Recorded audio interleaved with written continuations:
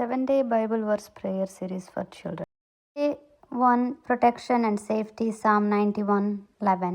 For he will command his angels concerning you to guard you in all your ways. నీ మార్గములన్నిటిలో నిన్ను కాపాడుటకు ఆయన తన దూతలకు నీ విషయమే ఆజ్ఞాపించును.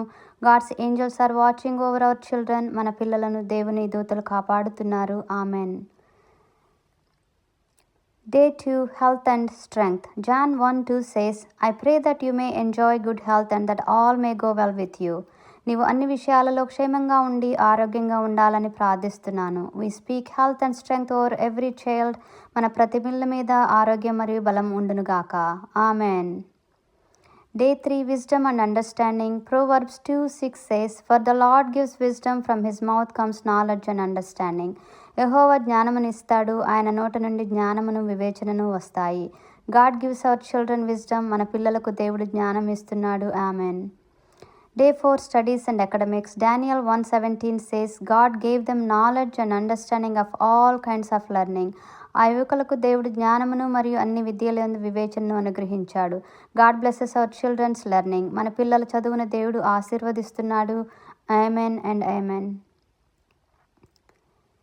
Day 5 Character and Obedience. Proverbs 22:6 says, Train up a child in the way he should go. బాలుడు నడవవలసిన మార్గంలో అతనికి ఉపదేశము చేయుము. Raising children in God's ways. దేవుని మార్గంలో మనము పిల్లలను పెంచుదాము. Amen and amen. Day 6 Peace and Fearfulness. Isaiah 54:13. All your children shall be taught by the Lord, and great shall be their peace. నీ పిల్లలందరూ యెహోవా చేత బోధింపబడుదురు, వారి సమాధానం గొప్పది. God gives our children peace. మన పిల్లలకు దేవుడు శాంతి ఇస్తున్నాడు. Amen and amen.